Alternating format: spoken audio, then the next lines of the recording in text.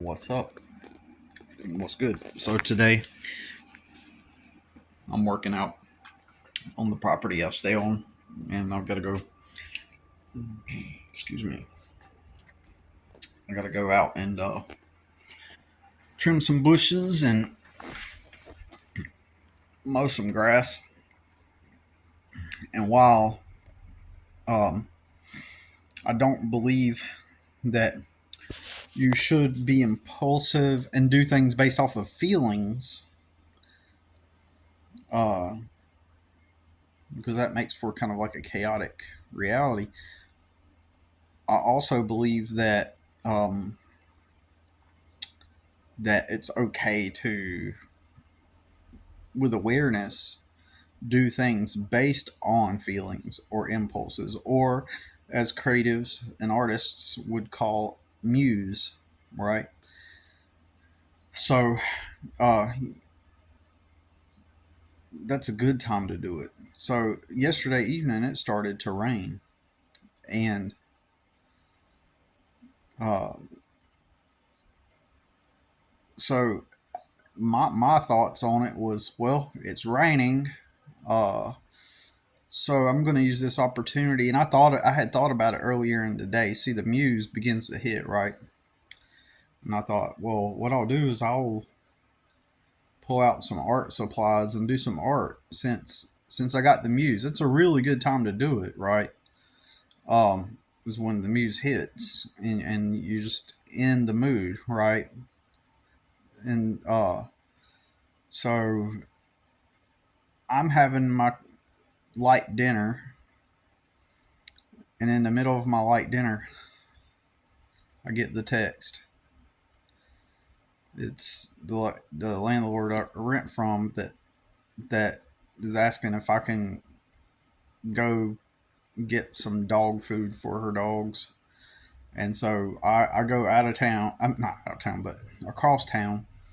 So basically, I have to like drop my muse and drive across town to get some dog food. Um, uh,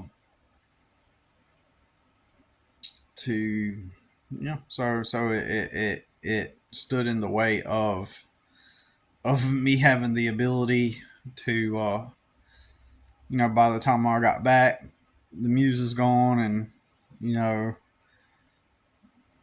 and so I just do a couple chores and stuff like that. And so but while you shouldn't allow for your emotions and impulse to dictate your life, it's okay with awareness and consciousness to allow yourself to get caught up in the muse. And um, whenever it does occur, whenever you are in a good mood, which is part of being an artist, really. We're inspired by what we feel on the inside, right? And that's totally cool. That's totally fine,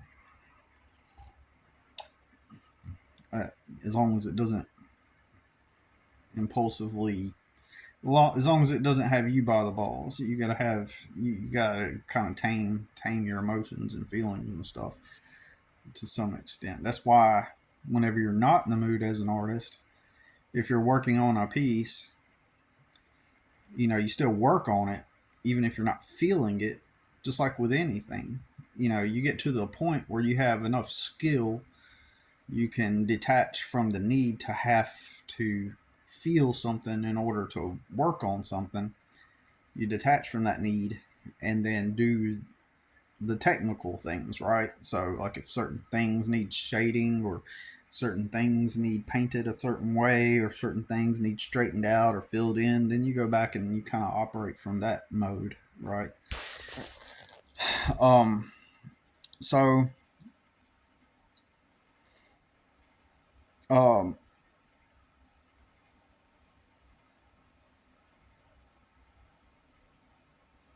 so, and that's fine. That's fine. But I just think it's almost like the dark reality kind of like picked up on it in a way. I don't think that. It just seems like it. I can like, after going through years of Christianity and it never worked. Nothing in Christianity ever worked. And then it weirdly, I never necessarily became like a fan of manifesting or the secret or whatever. You know, I never became like a. It never became my belief system. Once Christianity failed, like the other alternatives, I've been through phases where, like, in that moment, I believe, right, this has got to be, it's logical and makes sense. So before the book, The Secret, even came out, I was, I was toward the trail end of Christianity failing me, and to where I no longer believed in. I was near the end of that point in my life where I did not believe that it was real anymore, and I started thinking about the science, and I was thinking of particles. I was like, okay, so I'm made of atoms. I'm made of all these particles. The tree outside is made of all the particles. My vehicle's made of all this. We're all made of these same particles, including me. The house I'm in, man. So must mean if my neurons fire electrical, literal electrical sparks in my brain, making these synaptic connections and neural pathways, then those things are made of the same particles, those little electric sparks. So that means I'm literally connected to everything. So if I'm connected to everything in that way, then it could be possible that through my thoughts, I can manipulate the matter. So if the thoughts are going through my head and they're moving in my head, because the actual movement of the thoughts in your head are electric impulses. That imagery you see or the things that you feel, like when you're imagining, what you're perceiving is a physical thing because it is electrical impulses. And I thought, well, maybe if that's possible, then, and we're in this sea of particles, then it's got to be possible to be able to bend it and manipulate it. And that's where my logic came from originally, right? And then after that, at some point, my friend told me about The Secret, um, uh, and sent me a copy of the book. And that's how The Secret was introduced, and that's how this idea of manifesting, I initially learned about it, and it seemed to back up, what I was thinking, and so, uh, I started to experiment with that, and I noticed like nothing was happening. It's like from the Christianity, I became extremely skeptical of anything that was like, hey, if you pray for this will happen, or if you have faith the size of the mustard seed, you can move a mountain. If you just have faith, things will bend in your favor, is what they teach. So Christianity literally teaches manifesting, right? Literally, actual manifesting. They just believe that the manifestation comes through asking Jesus, and then Jesus renders the thing that you want, as long as you're in alignment with God. And what I discovered is that's not even true. It's like, even though I have experienced these synchronicities and these seeming manifestations, they're still, to this day now, even though that Dark City video I made, like, that's coincidence. Like, the sun comes up on the movie over the horizon, and then at the same time, the light shines through this circular window. As it's happening, light begins to shine through my window and gives the illusion that this circle, it appears similar to how a sun would look rising, like, as at the same time. And even with that weird synchronicity, and I still call it a synchronicity because it's in sync with what I am, experiencing. It's in sync, in alignment with something that's happening right then, and they're in sync with one another. So when I see a synchronicity, I see things that are in sync with thoughts that I've had, and so, to be logical, probability would state that certain things are likely to happen at a X amount of frequency or time or pace, right? So that just makes logical sense, right? That a lot of coincidences are going to happen. That's just logic, right? Um, so it's, but at the same time, I kind of keep that in my back pocket. Like, hey, it seems like at the same time, the bad coincidences happen, like whenever at fluke times, constantly. I keep an awareness of that, right?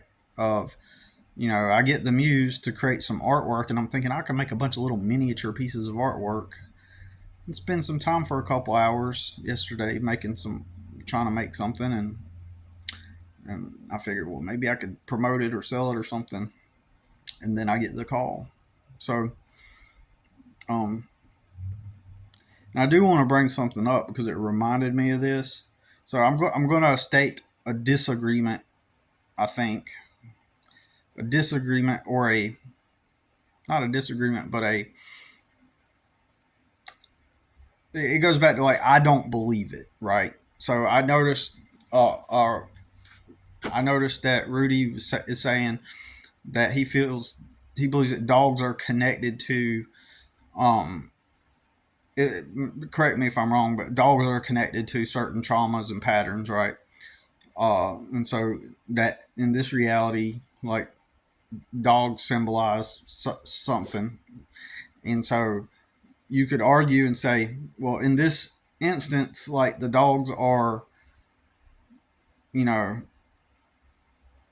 the fact that I got the muse, and then the dogs anchor me back into my enslavement, because the moment I got the muse, I'm getting a call from the lady who's connected to the dark reality and her dogs, and then that anchors me away from the thing I wanted, uh, and because I'm going to feed the dogs. Like, I see the pattern in that, uh, and I see how that would be anchoring me back to a reality where I'm unable to act on my muse, right? Um, so if that's happening, this is just logical. If that's happening in my reality, then that means that the moment I began to believe that, then it did anchor. Like, the by reading Rudy's comment, like, by reading your comment about how you believe that dogs anchor people to certain traumas and certain things, then now that's etched into my mind. So then it becomes a reality to some extent in my experience. So that would mean that reality is this static place, still ruled by fundamental laws of spirituality. Like, and so in this reality, dogs represent, like, bad, evil, or whatever. And but my personal belief is that if this is like I can't believe that this is I don't believe that assumes that is this reality. That's the static reality. Like, dogs represent this in this reality, when in reality it's a fluid reality based on what you believe. So, you know, technically that doesn't really exist unless I believe that it does exist. It doesn't exist unless I believe, unless I want to or choose to believe that dogs are this representation of negativity in the reality, and they anchor you to bad experiences. Like, that's not true. It's just it will become true if I believe it is true, right? So in this reality, it renders beliefs that are aligned with what you want to believe. Like, not that you want to, but it's like, if I believed that, you know lizards anchor you to bad things, then that would render a reality where lizards are linked to bad things, right? So it's all like this reality is just there are no rules, there are no laws. It's just a fluid reality. And there's a dark force that wants to stop you, and that's my logical conclusion. That's the closest to a belief that I can think of, is that the closer you attempt to draw towards your goal, or once you are on a positive frequency, in other words, once you become awoke to the reality that it's a energy that wants to get you, uh, to stop you. I'm getting tongue tied. I had to burp. My bad. So once you become aware and you become aligned with the frequency of freedom, then the dark reality, whatever that means to you, freedom, then the dark reality comes to try to stop you, because you become a powerful force. Unless you can arrive at the point where, like Matt from Quantum of Conscience has arrived, it appears anyway, that he's arrived. Because I've always wondered, you know, how does he get to live like he does? It appears that he doesn't work a traditional job, and he's mentioned that he's told relatives that he makes money on YouTube, right? So I'm assuming, and I'm not trying to be nosy. I'm trying to learn. I'm trying to be logical and practical, right? And so I assume that Matt, um, uh, I'm assuming that Matt just lives off the, doing YouTube, and I don't know, I uh, and makes money off of book sales, I guess. You know, given that he has,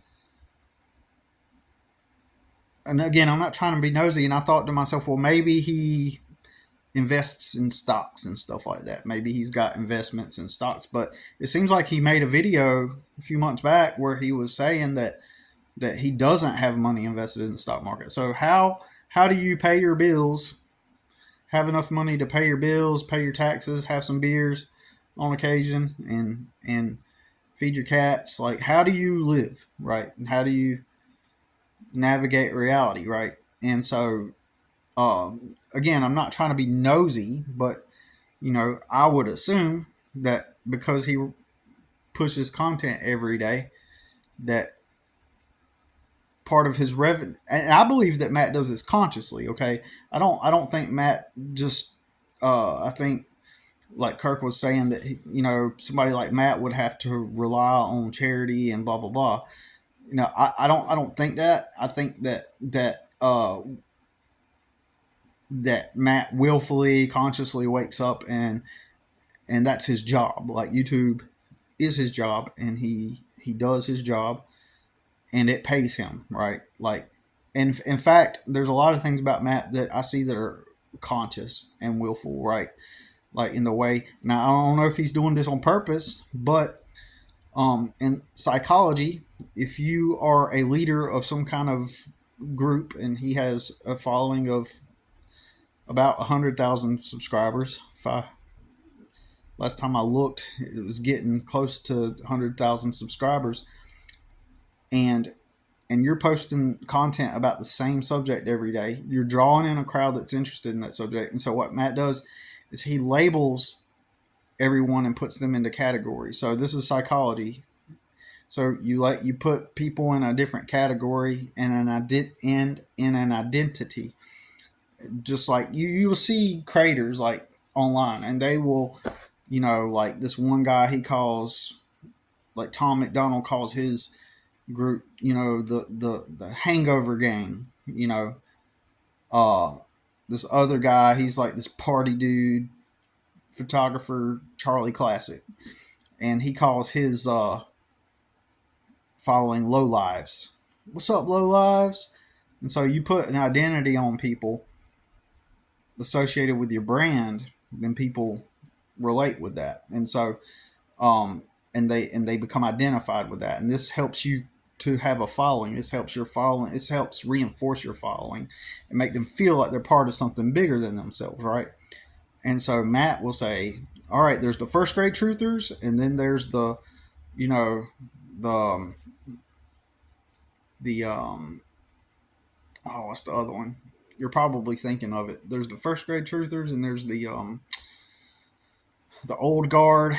And so by categorizing people, it gives the psychology of it, whether he's doing this on purpose or not. You know,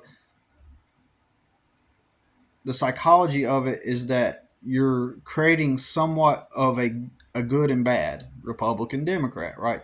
Like you're the smart one and they're the stupid one, right? And so by creating that contrast, the people that are the old guard or the people that get it, they feel better than the people that are in the first grade, right? Those are the dummies, and see, we're part of the smart club, right? We're the smart ones in class, right? And then the fact that he frames it as a classroom where he's the teacher and he's the authority. He's the authority. So that's the psychology behind how Matt does things. Do I think that that's bad? No, I don't think it's bad at all. It just is what it is. It's a technique. I don't know if he's doing that based on purpose, based off of what I just described, but it is common for especially online, to label your followers a certain label and to create deliberate divides, and in general, in propaganda itself, if you make an enemy, you make the enemy, or you make the less, and you make your group the smart one and make people feel identified with the smart group, they're going to support you and they're going to become loyal followers. This is part of cult marketing and stuff, right? So um, so I would assume that out of 100,000 subscribers, if you're making a video nearly every day, multiple times a week anyway, and eventually that's going to generate book sales and stuff. So I believe Matt is willfully and consciously does this as a business, right? I don't believe he's just a YouTuber and he monetizes, right? Oh, he's just a YouTuber and he makes a little bit of money here and there. I don't believe that. I believe he's an intelligent dude. You can tell he's an intelligent dude, really smart, and he used to do sales, so he knows stuff, right, about sales and stuff. If I remember correctly, I believe he sold like life insurance or something. Because I've been listening for several years. And again, I don't think anything's wrong with that. I mean, I think Matt is doing a good. He's doing a good for society. But so getting back on point, it's like, well, why doesn't the dark reality attack Matt? Seemingly, it doesn't. It seems like he's doing okay. How can he do it? Well, he's free. Is my point. He's found the freedom, and the reality can't touch him because he's found the freedom. He's surpassed where the point where the dark reality, or the not Nilk as he puts it can't touch him because he's found the freedom, and it can't touch him. It can't get to him. He's but if you are a threat to the reality and you're still not in a reinforced position, you're not in a strong position, it can attack you and get you. Basically, it can attack you, and it can uh get to you because for whatever reason, right? But the whole objective of this reality is to find freedom, right? In my opinion, right? So you find the freedom in the whole purpose is to be free, not a slave. Being a slave does not feel good. It does not feel good to wake up and and you've already cut the grass, and strategically you had to cut it high so that the grass doesn't clump up because it's been raining for 18 days.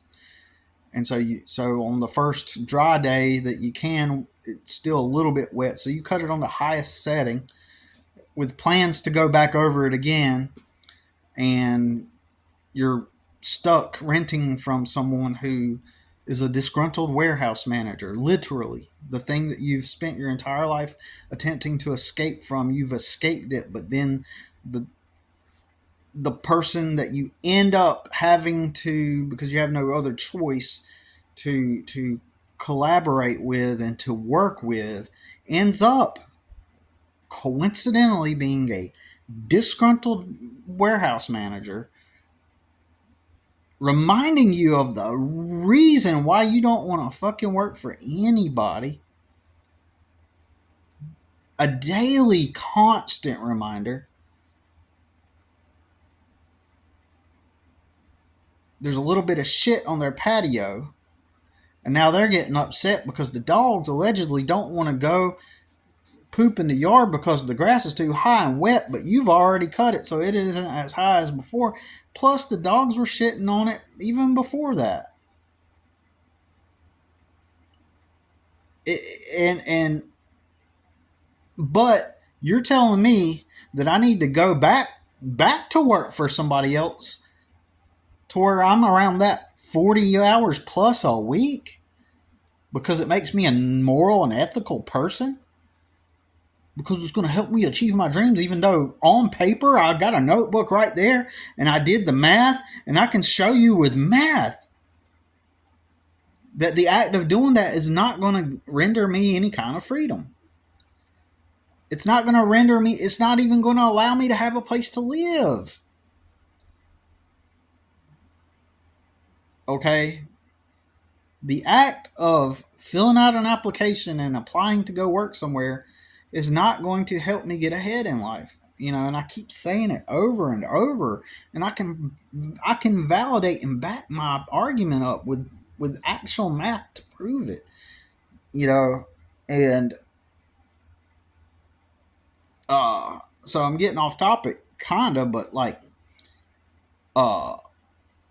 but you know, somehow, you know, Matt has found that freedom, and it can't attack him because it's almost like once you get past this certain threshold, it can no longer do anything to you. It seems like, and then after that, you have a relatively normal life. You've crossed. You're into the life. He is free. He's in the freedom. He gets to wake up. It appears anyway, and he does what he wants. That is the freedom. He has broken the script. He has broken the script. But before you get there, if you're really someone, it seems like anyway, if you're really someone who is a threat to the system,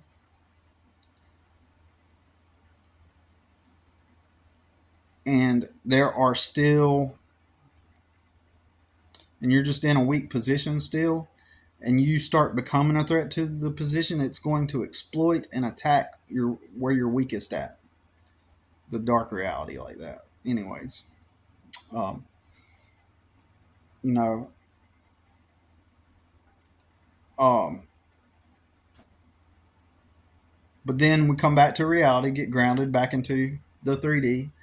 And what's the situation in the 3D? Well, I'm stuck at a house. There are no jobs that I can get that I can start working at that will pay me enough to save up any money to leave here. So I'm a father. I have a minor to raise and take care of. So I'm stuck here. And if I did go get the job at the warehouse down the street, over years of experience and 44 years of understanding people and how they operate, you will realize that someone like this lady is the type that once you start working at a place that has a logo on the building and appears corporate, and you tell that lady, yeah, I work here now the rent's going to go up. So it'll be like you're doing in vain. You're in vain working at this warehouse in vain. You're doing this warehouse over and over again, doing your 40 hours, and now you got to pay more rent. So now you can't save money to get out. And you have to work on this property. So then I would have to literally let customers go. And so I would be stuck here either way, right? So, you know, the only viable option, the only logical, realistic, practical option is to, you know, move out and live out of a vehicle, even though I can't because I got a minor. So, in my opinion, it seems like because I am highly vocal on freedom, I'm highly vocal about escaping the script and the slave paradigm. Uh, it feels that I'm a huge threat. Because if people were to wake up and escape the wage slave paradigm, then the whole system would collapse. And the loose that they draw from everybody would, they'd no longer have it. So, what it seems like. But that's all I got to say about it for now. But,